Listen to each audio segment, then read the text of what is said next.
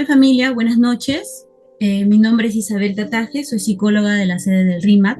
Bueno, el día de hoy vamos a hablar de un tema muy importante, que es la prevención de recaída, concepto, aceptación y negación. Ahora vamos a pasar a la siguiente diapositiva, iniciando en primer lugar lo que es la definición de recaída. Como podemos ver ahí y observar, ¿no? La recaída se define como el proceso, o en este caso, del retroceso de los patrones de comportamientos y pensamientos típicos de la adicción activa, que a veces piensan las personas o los adictos que ya habían superado, pero que finalmente les puede llevar o les puede volver al uso de drogas. ¿Qué nos referimos en este caso con patrones de comportamiento? Cuando hablamos de patrones de comportamiento, familia, hablamos de formas repetitivas de pensar, de sentir, de reaccionar, de actuar ante situaciones específicas, ¿no? Que se puedan desarrollar a partir de experiencias y aprendizajes. ¿Como cuáles? ¿Como qué patrones de comportamientos podemos mencionar aquí? La irritabilidad, los cambios de apetito, los cambios de sueño, en este caso el insomnio, no dormir adecuadamente, tener un descuido de la higiene personal, ¿no? ¿Y qué nos referimos con pensamientos típicos, ¿no? Con pensamientos típicos nos referimos que son aquellos, ¿no? Pensamientos que se repiten frecuentemente en la cabeza, en la mente, y hasta a veces de una forma tan automática, sin que nos demos cuenta o sin que la persona adicta se pueda dar cuenta. Con ello, ¿qué pensamientos típicos pueden tener o pueden llegar a tener las personas, ¿no? Por ejemplo, ¿no? Decir algo que podría ofender a alguien, ¿no? Esta persona se siente muy ansiosa y suele pensar que lo que dice o lo que hace puede estar incomodando a las personas y hasta a veces prefiere guardar silencio o no mencionar nada. Otro punto podría ser preocuparse por llegar a tiempo o realizar las responsabilidades como debe ser. Entonces, esta persona, como ya está un poco más ansiosa, siempre va a estar repasando mentalmente qué es lo que tiene que hacer, cómo lo tiene que hacer, cómo lo va a hacer, cómo lo va a realizar. O sea, está sobrepensando, ¿no? Ese pensamiento está constantemente y frecuentemente en su mente. También otro punto es temor, ¿no? De que algo le pueda salir mal, ¿no? De que siempre están evaluando las consecuencias de sus actos, ¿no? Siempre están mencionando, mejor dicho, en este caso, que tengan miedo a que pueda ocurrir algo malo, ¿no? También otro punto es olvidarse hacer algo importante dentro de lo que tienen. A esto me conllevo o me refiero a base de la responsabilidad, ¿no? Que pueden tener días buenos, así como días malos. ¿A qué me refiero con esto? Que en los días buenos ellos han podido manejar sus pensamientos y no ha pasado absolutamente nada y se sienten tranquilos. Pero en los días malos quizás se levantaron mal, con mal humor, porque estuvieron recuerdos, sueños de consumo, pensamientos, entonces se levantan con actitudes y comportamientos inadecuados a base ya de los pensamientos que están teniendo. Entonces, asimismo, también comienzan a tener pensamientos de no ser capaces de poder controlar lo que está sucediendo hoy en día o lo que pueda suceder en el futuro. ¿Por qué? Porque ellos piensan que pueden tener el control respecto a eso. Entonces, como ven y que no tienen el control, se vuelven muy ansiosos respecto a eso. Asimismo, hay algo que siempre las personas tienden mucho a preguntarse: si sus seres queridos los quieren, si sus seres queridos lo aman o están molestos. Esto ocurre bastantes veces en una primera videollamada, en una primera visita, ¿no? En donde pueden observar quizás la relación que están teniendo con su mamá o la comunicación no es igual. Pero obviamente no es igual porque ellos están saliendo de una adicción, están llevando una rehabilitación, están volviendo a tener lo que es una comunicación adecuada, han recuperado valores, han recuperado en lo que es la vida saludable, ¿no? Entonces, obviamente para eso estamos nosotros, para poder guiarnos. Con ello, podemos pasar a la siguiente diapositiva, ya ahora definiendo qué es una prevención de recaída, ¿no? La persona aquí debe aprender a mantenerse e identificar qué cosa, los nuevos hábitos instaurados se deben conservar. ¿Para qué? Para poder evitar situaciones que anteriormente les podía llevar a qué, a un consumo o retornar hasta en ocasiones actividades antiguas que las puedan hacer llevar también al consumo. Dentro de, cuando hablamos de la definición de prevención de recaída, se trabaja dentro de la comunidad la guía de prevención de recaída, ¿no? Que se lleva mayormente con los remanentes, ¿no? Ustedes han podido escuchar y sé que algunos de sus hijos también se encuentran dentro de ellos, que son remanentes Juan, remanentes Filipenses y remanentes Gálatas, en las cuales se trabaja para una posible recaída. Con ello, familia, no quiero decir que es porque vayan a recaer, no, sino para que el residente o el paciente identifique esos patrones de comportamiento, esos pensamientos típicos que le puede llevar a una recaída. Entonces, si no lo aprende a detectar, puede entrar a un cuadro de abstinencia o hasta un craving, ¿no? Entonces, dentro de esta guía de prevención se trabaja lecciones, ¿no? Y lo que se quiere es que ellos se motiven a continuar para poder, ¿qué cosa? Enfrentar, confrontar, ¿no? Y afrontar estímulos discriminativos, porque hay que saber algo, que dentro de este grupo de remanentes se trabaja mucho lo de afuera, ¿no? Más que nada en remanentes filipenses. Y ahí es donde también se integra la familia, porque ahí empezamos a reconocer cuáles son los factores de riesgo y la confianza, en este caso, que el residente y la familia empieza a formar, ¿no? Para que puedan entender y comprender su problema, su adicción. Entonces, asimismo, como podemos observar en la siguiente diapositiva, hablamos de objetivos. ¿Objetivos a qué? A que debemos entender que la prevención de recaída es un proceso de recuperación del paciente, ¿no? Y que las técnicas que se usan para el abordaje de cada uno es distinto porque se trabaja tanto de forma grupal como de forma individual. Asimismo, se puede diseñar, en este caso, programas de recuperación individual relacionados, como les mencioné hace un momento, ante el contexto personal, familiar, social y hasta espiritual, ¿no? Del paciente, de cómo se puede encontrar en ese momento, que pueda permitirnos qué cosa, nos permita conocernos mejor, descubrir sus posibles signos de posibles recaídas, ¿no? Y eso ayude, ¿no? Ayude a que ellos puedan identificar.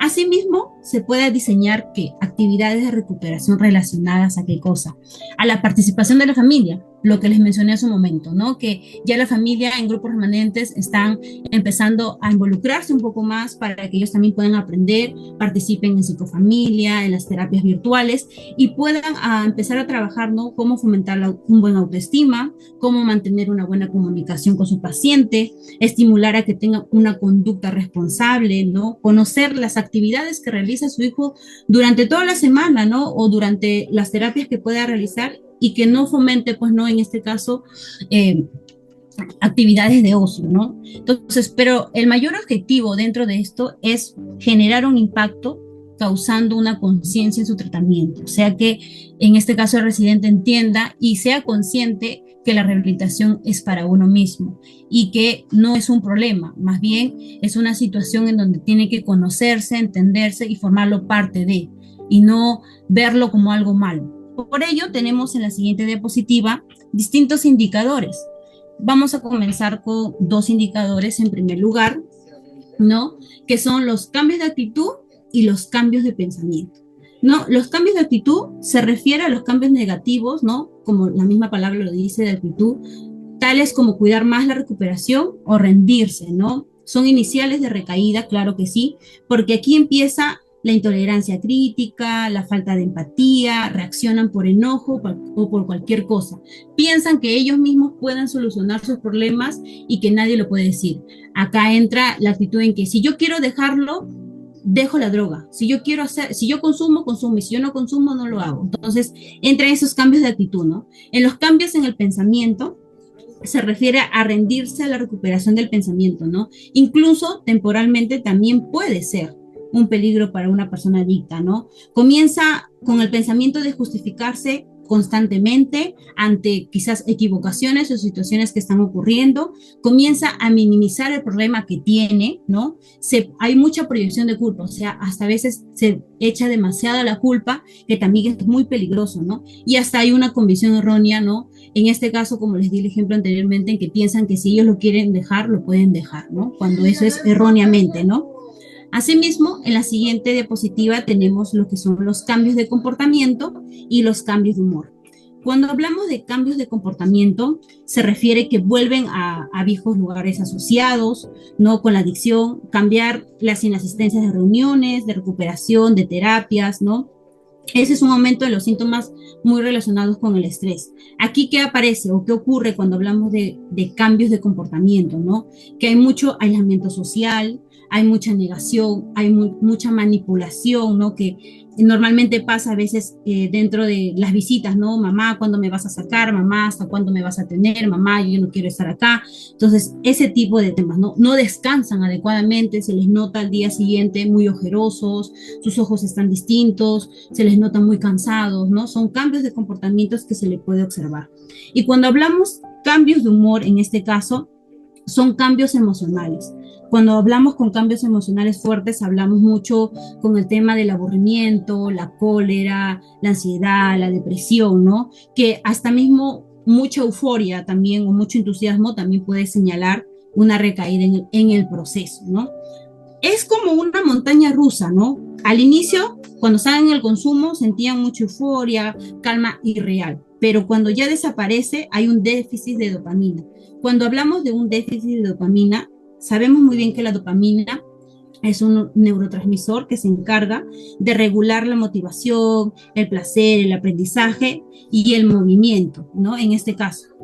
Pero cuando hay un déficit de dopamina, ¿no? Hay falta de motivación, incapacidad de placer, ¿no? Cambios de humor, ¿no? Es muy emocional, es muy notorio. Y cuando hablamos del lado cognitivo, va a haber mucha dificultad para concentrarse, problemas de memoria, lentitud en el pensamiento. Entonces se va a ir observando, ¿no? Y va a ir creando. ¿Por qué? Porque en los cambios de humor va a haber mucha inestabilidad, así como en los cambios de actitud, en los cambios de pensamiento y en los cambios de comportamiento que se van a ir notando, como yo les he ido mencionando, algunos indicadores de cada uno, ¿no? Entonces, asimismo, también pasan por etapas, ¿no? En la siguiente diapositiva hablamos de las tres etapas: recaída emocional, recaída conductual y recaída total. Cuando hablamos de una recaída emocional, ¿no? Hablamos de que los pensamientos positivos, ¿no? Que tienen acerca de una recuperación son sustituidas por aquellas que le inducen a usar las sustancias nuevamente, ¿no? Que les recuerda bien que se sentían en usarlas y piensan que es la única manera de sentirse bien. Y por ello dicen, pero si lo vuelvo a usar, eso es lo que me va a hacer sentir bien. Entonces, yo ya necesito nada, no necesito rehabilitación, no necesito nada de esto, no necesito ser corregido, no necesito tener disciplinas. Yo lo único que necesito es eso. Entonces, eso es una recaída emocional. Y la recaída conductual se refiere, ¿no? Cuando el paciente empieza a tener conductas inadecuadas, ¿no? Empieza como mentir, ¿no? Empieza a no respetar las normas y reglas de casa, empieza a perder los valores de convivencia como respeto, empatía, honestidad, ¿no? Y se empieza a notar, porque ya no está siendo parte de, sino que está siendo fuera de. Y cuando hablamos de una recaída total, prácticamente es la aparición de las dos primeras recaídas antes mencionadas, la recaída emocional y la recaída conductual, en donde puede comenzar el uso total de la droga si estuviera afuera, ¿no? Si estuviera fuera de comunidad, no llevando un programa, no llevando una rehabilitación adecuadamente, puede llevar directamente al consumo y al uso total de las drogas y el alcohol. Pero como está dentro de comunidad, es distinto porque se empieza a trabajar desde normas y reglas hasta disciplinas. A veces los residentes o los pacientes piensan que la disciplina es una forma que no les va a ayudar, pero al contrario, eso les ayuda a detectar ante la situación, reconocer lo que está pasando en ellos y poder aprender a trabajarlos constantemente. Por eso, dentro de ello, nosotros aquí se habla la aceptación y negación hacia la prevención de recaída o hacia una guía de prevención de recaída. Como ustedes pueden leer ahí, la frase dice, ¿no? Una recaída no aparece de la noche a la mañana. Claro que no. La recaída de la noche a la mañana no va a aparecer, pero lo que uno sí puede ir trabajando es una prevención. Por ello, en la siguiente diapositiva vamos a definir lo que es aceptación y negación. Aceptación se refiere que debe tener un verdadero esfuerzo para que aceptar su recaída como parte de su adicción y perdonarse, ya que a veces cuando el paciente se tiende a tener mucho exceso de culpa y vergüenza, lo único que va a hacer es estorbar. O sea, lo único que va a hacer es no ayudarles, al contrario. Siempre se les menciona, ¿no? En este caso a los pacientes y a los residentes, que tu cuadro de abstinencia tiene que ser parte de ti, no puede ser tu enemigo. Tú tienes que reconocerlo y tienes que trabajarlo. Dentro de comunidad se trabaja con técnicas de autocontrol, se les da valerianas, se les da sueros, se les da baños, se les da distintas estrategias para que ellos puedan aprender a manejar ese tipo de situaciones. Y cuando hablamos de negación, ¿no? es todo lo contrario de la aceptación, claro está, ¿no? Es en donde los pacientes, ¿no? Piensan que las ayudas que se les brindan, ¿no? Que se les da, ¿no? Lo ven como algo insignificante, ¿no? Como que, pero ¿por qué yo tengo que corregirme? ¿O por qué yo tengo que pedir permiso? ¿O por qué yo tengo que hacer eso? ¿O por qué yo lo tengo que realizar? ¿No? Siempre hay una justificación ante eso. Entonces, lo que se quiere dentro de ello, hay que entender algo, ¿no? Que la aceptación se refiere más que nada cuando el paciente tiene que tener una aceptación a su prevención de recaída como una enfermedad, que es una enfermedad en este caso, ¿no? Y lo opuesto cuando hablamos de la negación, ¿no? Por ejemplo, ¿no? Cuando hay una disciplina, ¿no? Que cuando el residente miente o da una falsa información, engaña dentro de la situación de la comunidad, hablando en ello, ellos piensan que eso no le va a llevar a una recaída, ¿no? Y que nosotros todo lo podemos ver respecto al consumo, que todo es consumo, hermana, ustedes todo lo ven a eso, ¿no? Pero no se dan cuenta que eso puede llevar, claro que sí. Si tú te distraes en un momento, te puede volver a llevar. O sea, el paciente tiene que reconocer que la disciplina es parte de la enfermedad, ¿no? Es parte de una recaída y tampoco no puede tener vergüenza o culpa porque es al contrario, renovar nuevamente su compromiso teniendo esa aceptación adecuada para decir, sí, tuve una recaída emocional, tuve una recaída conductual, no me he sentido bien, he estado teniendo muchos pensamientos, no he pedido la ayuda y lo reconozco, pero ahora quiero, ¿no? Renovar mi compromiso para poder seguir avanzando adecuadamente como debe ser. Eso no es malo, es bueno al contrario.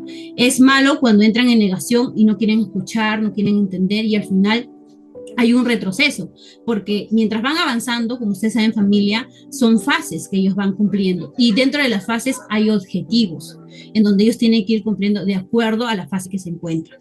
Pero si se empieza a ver que no están cumpliendo adecuadamente los objetivos, obviamente tienen que llegar a tener una retroalimentación para que vuelvan a recuperar eso, porque hasta algunas personas llegan a perder, ¿no? Nuevamente los valores, empiezan nuevamente a mentir, empiezan nuevamente a engañar, a justificarse por todo, ¿no? Y lo que se le enseña dentro de la comunidad no es ello, ¿no? Entonces, por eso, familia, es importante, ¿no? Entender y saber que la prevención de recaídas es muy importante en el proceso de la adicción, ya que diariamente siempre se trabaja en detectar nuevas situaciones, acontecimientos, ¿no? Que puedan suponer qué cosa, un factor de riesgo. Por ello, este proceso es muy importante, ya que nos ayuda, les ayuda a ustedes, les ayuda a ellos a poder evitar, ¿no? Y sustituir en este caso, pues, ¿no? Por otros de protección más que nada, ¿no? Entonces, además de que ellos puedan adquirir, ¿no? Herramientas, instrumentos que les ayuden a enfrentar un día a día, ¿no? En este caso, ¿no? Como por ejemplo, cuando hablamos en el manejo de la recaída, es un proceso de aprendizaje en el autocontrol y la autorregulación. ¿Por qué? El autocontrol es parte de la autorregulación. ¿Qué gestiona? La autorregulación gestiona el estrés, a la respuesta emocional a largo plazo y el autocontrol es poder trabajar los impulsos inmediatos que puedan tener la persona. Entonces, este autocontrol y autorregulación es la capacidad de poder trabajar inteligencia emocional, habilidades sociales dentro de la comunidad que se les enseña, porque algunos no lo entienden, no lo saben, ¿no? ¿Para qué? Para que ellos puedan aprender a identificar y a gestionar qué cosa, sus emociones, sus pensamientos y sus comportamientos. Esto es un trabajo de todos los días, no es un trabajo de solamente hoy día trabajo habilidades sociales y el día siguiente mi familiar va a ser el que más se autocontrola y el que más se autorregula. No, eso es un proceso, no todos tienen la misma capacidad para poder realizarlo, ¿no? Entonces, por eso es que uno de los motivos, familia, hay que entender, de la recaída también es la falta de aceptación, la falta de aceptación de la propia adicción, ya que los pacientes en este caso a veces no quieren ser dependientes de ello y hasta se rehúsan a enfrentar su enfermedad honestamente y entran en negación y prefieren quedarse en esa postura que seguir avanzando. Pero sin embargo, dentro de la comunidad siempre se trabaja, ¿no? La conciencia de enfermedad, ¿no? La motivación dentro de ello para que ellos puedan ver que sí pueden seguir avanzando y que a pesar de que puedan tener una recaída emocional, una recaída conductual, un cuadro de abstinencia, un craving, los profesionales dentro de la comunidad vamos a estar para ayudarlos, para guiarlos y hacerles ver que todo es un proceso, que de la noche a la mañana no se van a solucionar las cosas, de la noche a la mañana tú no vas a tener la mejor relación con tu familia. Todo es un proceso, así como ustedes, ellos tienen que sanar, ustedes también, ¿no? Entonces, el día de hoy, más que nada, es hablarles sobre ello, ¿no? Cómo se habla de la prevención de recaída a base de aceptación y negación. Creo que esa es la última diapositiva, hermano Gustavo. Sí, buena familia. Hasta ahí sería la terapia de hoy. No sé si ustedes tienen alguna duda o alguna pregunta o alguna acotación de acuerdo al tema.